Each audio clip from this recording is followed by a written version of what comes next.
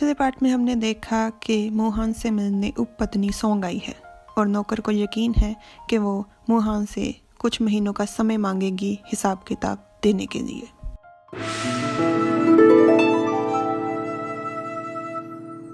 Hello everyone, मैं तुम्हारा हूँ पार्ट 15।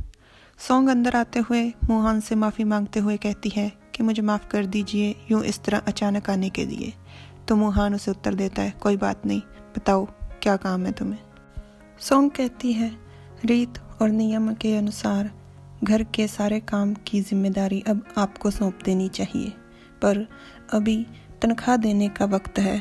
अगर अभी मैं आपको ये सब सौंप दूंगी तो आपके लिए बहुत परेशानी हो जाएगी, तो मैं आपको सब कुछ समझाने आई हूँ कि क्या कैसे करना है।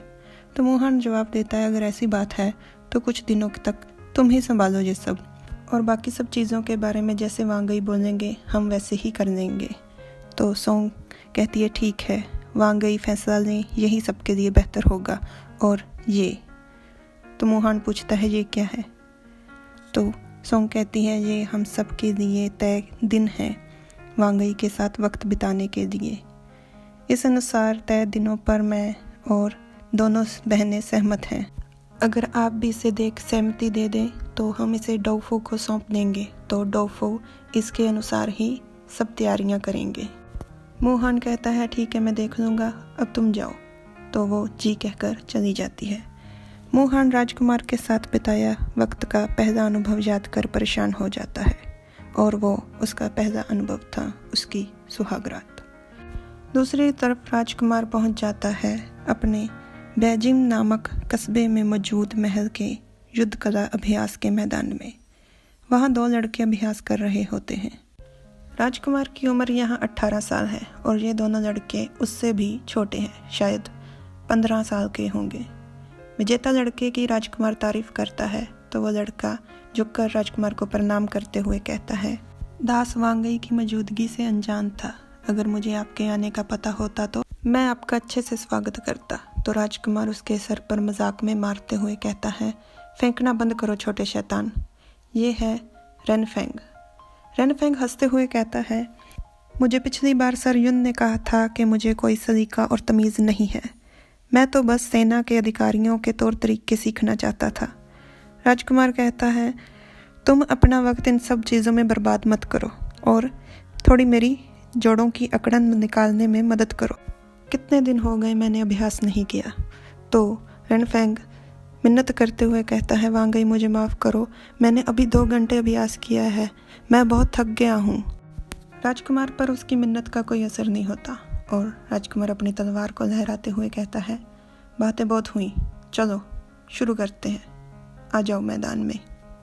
दूसरी तरफ मोहन अपने पढ़ने के लिए अपने दफ्तर में मौजूद किताबों में से कोई किताब ढूंढ रहा है। वहाँ रखी किताबों में से एक किताब को देखकर मोहन कहता है, क्या ये किताब पहले से यहाँ थी? पर उसने कहा था कि यहाँ रखी सभी किताबों को मैं पढ़ सकता हूँ। ये राजकुमार की पाठ्य पुस्तक है जिसे हम आजकल कॉपी कहते हैं। तो उसे देखते हुए मोहन सोचता है, इस किताब में लिखी हुई युद्ध कला की तकनीकें काफ़ी बचकाना है, यह पक्का राजकुमार ने बहुत ही कम उम्र में लिखी होगी। राजकुमार कितनी छोटी उम्र से मेहनत कर रहे हैं। तभी तो इस बात में किसी को कोई हैरानी नहीं हुई कि राजकुमार ने 18 साल की उम्र में अपने दोनों बड़े भाइयों से पहले वांग नाम का सम्मान हासिल कर लिया। इतने में नौकर हैरानी से सौंग की छोड़ी हुई किताब को पढ़ते हुए कहता है, मालकिन सौंग बहुत ही हिसाबी हैं। आमतौर पे पत्नी को महीने में कम से कम 18 दिन तो मिलते हैं और उन्होंने आपको केवल 15 दिन दिए हैं, 3-3 दिन दूसरी दोनों लेडीज़ को, और खुद 9 दिन रख लिए। आपके आने से पहले तो वो इससे भी ज़्यादा, खुद महीने में 20 दिन रखती थी। हाँ, वो बात अलग है कि राजकुमार ज़्यादा वक्त युद्ध में ही रहते थे। अगर वो महल में होते भी थे तो पश्चिमी भाग में नहीं जाते थे। पश्चिमी भाग जहाँ वेस्टर्न कोट उन तीनों लेडीज़ का है और ईस्टर्न कोट या पूर्वी भाग मोहन का है।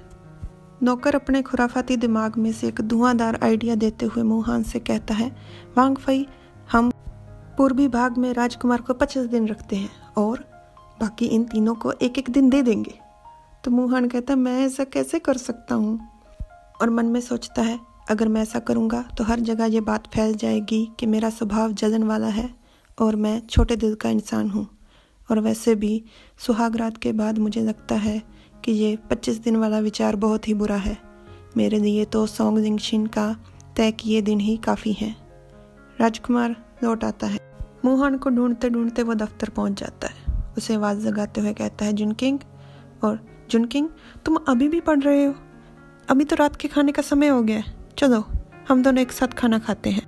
राजकुमार मोहन का हाथ पकड़ खींच कर ले जाता है। उन्हें ऐसे देखकर नौकर सोचता है, वैसे राजकुमार जैसे वांग फई का ख्याल रखते हैं, इस बात से कोई फर्क नहीं पड़ता कि कितने दिन तय किए गए हैं।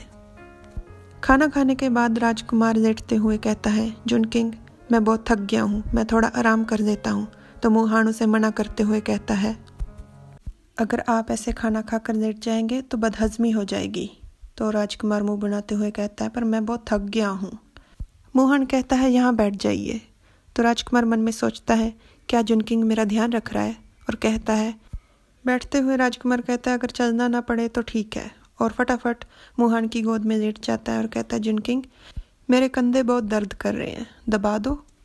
मोहन दबाने की कोशिश करते हुए कहता है, मैं दासी नहीं हूँ, मुझे नहीं आता। मोहन का हाथ लगते ही एकदम से राजकुमार दर्द में चिल्ला उठता है। तो मोहन डर कर पूछता है, दुखा क्या? तो राजकुमार कहता है, जुनकिंग, ज़रा देखो क्या यहाँ पर चोट लगी है। और यहीं पर हमारा ये पार्ट ख़त्म हो जाता है। सब्सक्राइब।